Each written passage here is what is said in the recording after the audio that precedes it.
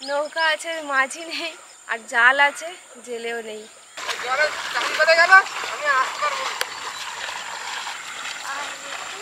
ওই তো চিংড়ি মাছ আছে, অনেকগুলো হয়েছে তো। আছে কাঁকড়া একটা বলে দিই। সুপ্রভাত, কেমন আছেন সবাই? আশা করি আপনারা সবাই খুব ভালো আছেন। আজ আপনাদেরকে ভোরবেলা নিয়ে যাব হুগলি নদীর তীরে। আপনারা যদি কলকাতা কিংবা ডায়মন্ড হারবার থেকে নদীপথে গঙ্গাসাগর যেতে চান, তাহলে এই হুগলি নদীর ওপর থেকেই যেতে হবে।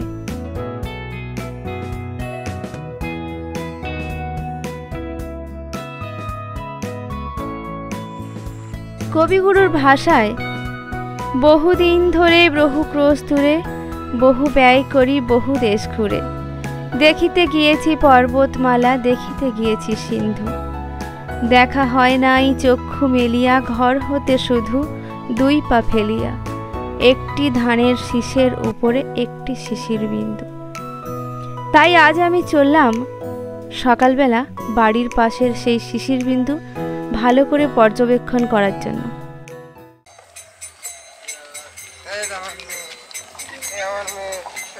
সকালবেলা উঠে পড়েছো?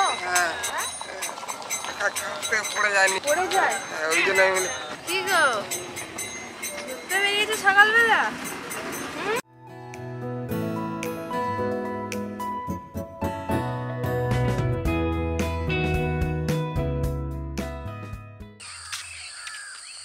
ভোর ভোর হাঁটতে হাঁটতে নদীর ধারে চলে এসেছি, আমার বাড়ি থেকে খানিকটা দূরে। পায়ে হাঁটলে মিনিট 20-25 সময় লাগে। সূর্য সবে উদয় হয়েছে ওই দিক থেকে, আর পাশে সূর্যমুখীর ক্ষেত আছে। আরও বড় বড় ক্ষেত পেরিয়ে এসেছি।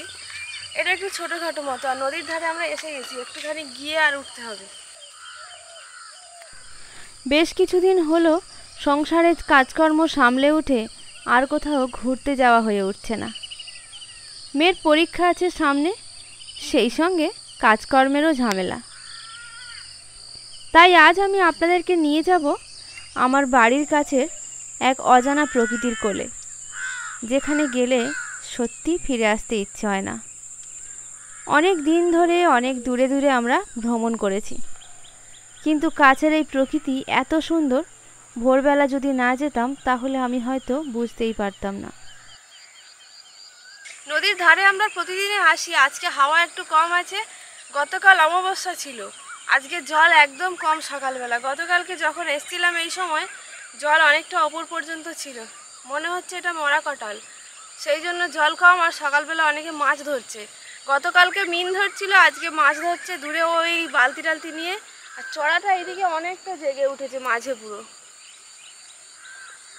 বছরখানেক আগে এই চড়াটা ছিল না মাঝখানে, এই রিসেন্টলি দেখতে পাচ্ছি মাঝখানে উঁচু হয়ে চড়া পড়ে গেছে। নদীটা দেখলে পুরো নালার মতোই মনে হচ্ছে, কিন্তু যখন বর্ষা হয়, বর্ষার সময় ভারী জল হয়ে তখন বন্যাও হয়ে যায় এই নদীতে। প্রায় বছর চারেক আগে 2021 সালের মে মাসের শেষের দিকে দিনটি ছিল সেই ঘূর্ণিঝড় ইয়াস, যার প্রভাবে এই নদী উপকূল থেকে প্রায় 4 থেকে 5 কিলোমিটার চওড়া এবং লম্বায় প্রায় 15 থেকে 20 কিলোমিটার বিস্তৃত জায়গা জুড়ে প্রায় সকাল 10টা থেকে 11টা নাগাদ বন্যা কবলিত হয়ে পড়ে।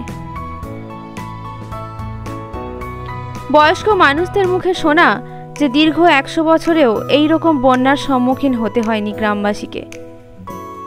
সবথেকে আশ্চর্যের বিষয় হলো যে নদীটি আপনারা এখন দেখছেন সেটা অনেকটাই খালের ন্যায়, কিন্তু এই নদীর জলেই যে এত বড় দুর্ঘটনা ঘটাতে পারে সেটা সবারই অজানা ছিল। পুকুরের মাছ থেকে গ্রামবাসীর ঘর সব কিছু তছনছ হয়ে গেছে কিছু মুহূর্তের মধ্যেই। কালকে এইগুলো থেকে জল উঠেছিল পুরো নদীর এই ওপরে চাতাল পর্যন্ত। আমরা এসে ওই জায়গাটায় বসি, পুরো ঘাস দিয়ে ঢাকা আছে, আর চর বেশ খানিকটা চওড়া এই জায়গাটায়। জল এই নামছে ধীরে ধীরে। এখন আমরা ওই পারে টপকে যেতে পারছি না, এত বড় নালা, কিভাবে যাবো? শুধু কাল রাতে জল উঠেছিল, জল উঠে পুরো কাদা হয়ে গেছে। আমরা এসে ওই জায়গাটা থেকে পেরোতাম, সেখানে এত কাদা, সকালবেলা পুরো হাঁটু পর্যন্ত হয়ে যায়। আমার শ্বশুরমশাইয়ের মুখে শোনা এই যে চড়াটি আপনারা দেখতে পাচ্ছেন, প্রায় বছর 15 আগে এই চড়া ছিল না। তখন ঘোড়ামারা আর আমাদের এই দ্বীপ, মাঝখানে ছিল হুগলি নদী, যেটা দিয়ে বড় বড় জাহাজ ভেসেল সব কিছুই যেত। এখন সব কিছুই যায়, সেটা অবশ্য যায় ওই চড়ার ওই পাশ থেকে, এ পাশ থেকে আর যায় না। নদীর গতিপথ এখন তাই অনেকটাই কমে গেছে। ও কাদায় পড়ে এই জায়গাটা নরম নেই, এই জায়গাটা আমি কাদা পড়ে ও সরে যা দেখি, পড়ে আসিও পড়ে হ্যাঁ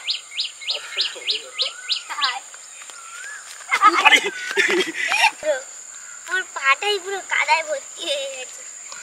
ওইদিকে না যেতে পারে নদীতে। আজকে সকালবেলা যে জল কম, রাতে জল উঠে পুরো কাদা হয়ে আছে, বেরোতে পারিনি। এই বাঁশের ওপর খানিকক্ষণ বসে আর চলে যাব। সকালবেলা বক, তারপরে আরও অনেক পাখি উঠছে, ওই পাশে চড়ায় অনেক পাখি আছে, মাছও খাচ্ছে তারা বসে বসে। কি সুন্দর জল কমে গেছে।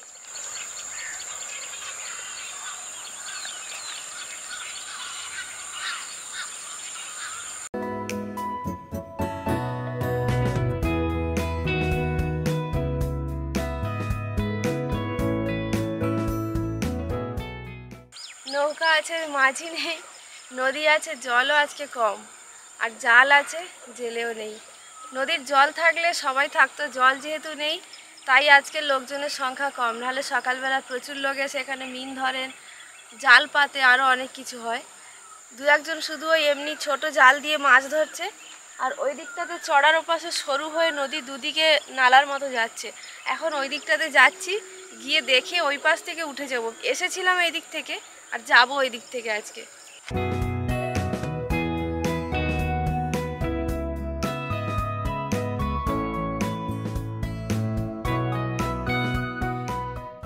এই জায়গাটায় আর কিছুই না, এখানে একটা মাচা টাইপের তৈরি করা হচ্ছে, মনে হয় বসা টসা হবে, কিংবা মাছ ধরার পরে জাল হয়তো এখানে নিয়ে রাখা হয়।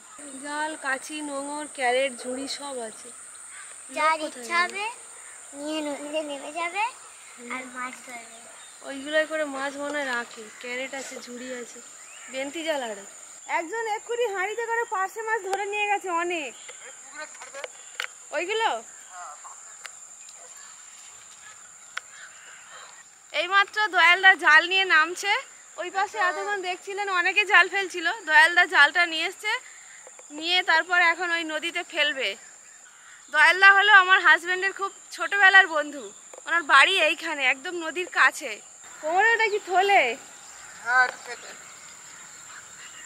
কাদা বড্ড আছে। জল অনেক নিচে তো। হাত ধরো। নামবি? হ্যাঁ হাত ধরো।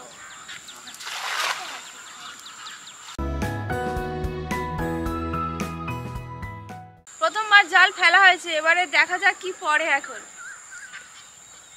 এই জলেই তো মাছ ভালো পড়ে না গো? হ্যাঁ এই দেখ, এই মাছ পড়েছে, এই তো মাছ। হ্যাঁ এই দেখো, চিংড়ি, পার্শে, সব রকম মাছ। আর একটা মাছ জাল দিয়ে দিই। কালকে কি পড়েছিল? চিংড়ি, পার্শে, কাঁকড়া। পড়েছিল কালকে? হ্যাঁ হ্যাঁ, কাঁকড়া কটা পড়েছিল? একসাথে ধরে আনি, হ্যাঁ? আমি আর ফিরতে পারবো না, তাহলে আসি। হ্যাঁ ঠিক আছে? ওই জলে চাকরি বেঁধে গেল, আমি আর আসতে পারবো না।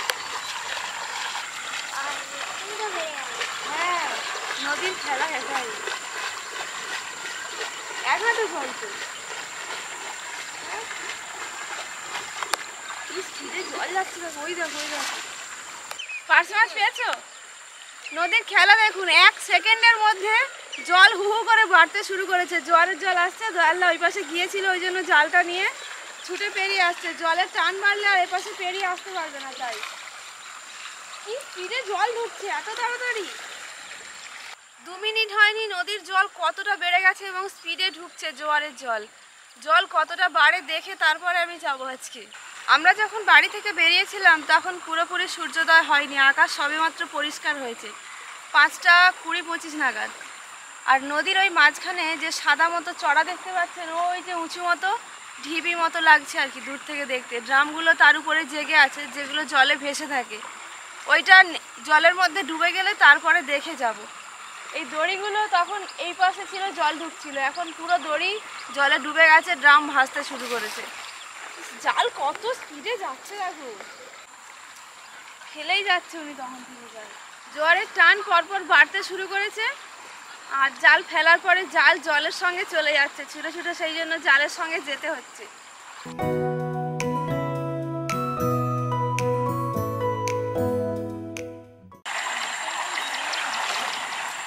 জোয়ারের জলের আওয়াজটা শুনে আপনারা বুঝতে পারছেন যে কতটা জোরে জল ঢুকছে। একটু আগে কোনো রকম কোনো আওয়াজ ছিল না, একদম নিস্তব্ধ ছিল।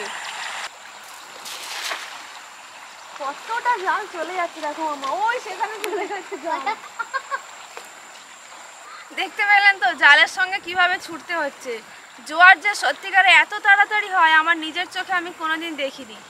জোয়ার হচ্ছে প্রায় ভোরে এসেছে, এমন সময় দেখেছি ভাটাও প্রায় হয়ে এসছে। জোয়ার শুরু হয় কিভাবে সেটাই প্রথম দেখলাম।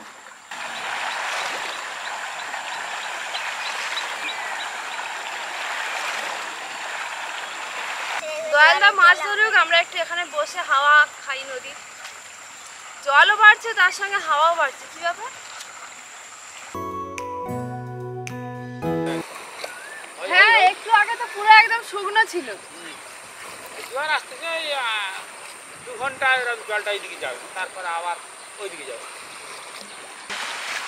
দড়িতে বাঁধা খেয়ে জল যেখান থেকে যাচ্ছে ওখানে পার্শে মাছের বাচ্চাগুলো পুরো খইয়ের মতো ঠিক হচ্ছে, ছোট্ট ছোট্ট সাদা সাদা, ওই যে সেইখানে কি সুন্দর লাগছে দেখতে।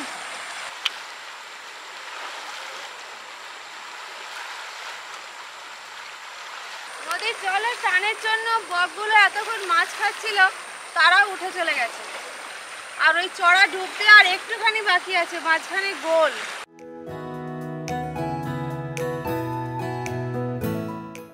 একটু করে ঘোরা হয়, তারপরে এই বাঁশে এসে বসি।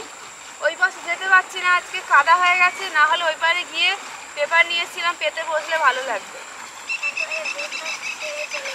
থলে কি মাছ পড়েছে এখন দেখতে হবে। খানিকক্ষণ জাল ফেলেছে, জলের স্রোতটা বেশি থাকার জন্য এখন একটু দাঁড়িয়ে আছে, একটু স্রোতটা কমে গেলে তারপরে আবার জাল ফেলবে।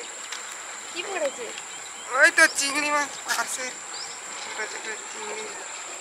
ব্যাগ তো ভালো হয়েছে তো, অনেকগুলো হয়েছে তো। পাশে এই কাঁকড়া একটা বলে বেরিয়ে আসছে তো।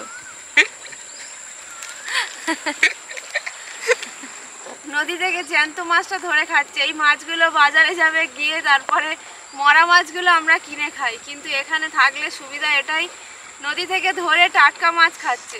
ওই একদিন পিকনিক করা হবে, হ্যাঁ, আসবে সবাই, সবাইকে নিয়ে আসবো, টাটকা মাছ ধরে হ্যাঁ খাওয়া হবে। পিকনিক করে খাওয়া হবে, খুব মজা হবে। মজা হবে।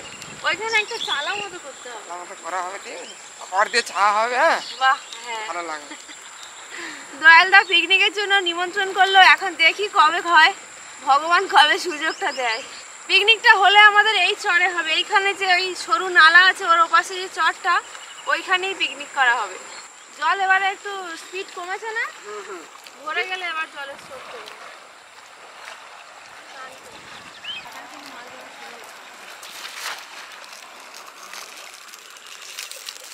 অনেকক্ষণ ঘোরাঘুরি হয়েছে, ব্রেকফাস্ট হয়নি তো, তাই ক্রিম কেক আর বিস্কুট দিয়ে ব্রেকফাস্টটা করি এখন। বন্ধু জাল ফেলছে, আর একজন বসে বসে ওপরে জাল ফেলা দেখছে। কি করবে আর, জাল তো ফেলতে পারে না। আমার মাছ ধরবে উড়া গিয়া টাকাটাই নেমে যা পাক ঘেটে পা ধুয়ে দেবো দুপুরবেলা আসলে তখন 7টা প্রায় বাজতে যায়, দোকান খুলতে হবে, তাই এখন আর বেশি দেরি করব না, চলে যাচ্ছি। আর ওই সেই মাঝখানে চড়া দেখা যাচ্ছে একটুখানি, আর এইটুকু হয়তো ডুবতে বাকি আছে। আর কতক্ষণ ফেলবে তাহলে? ও ঠিক আছে, আমরা আসি।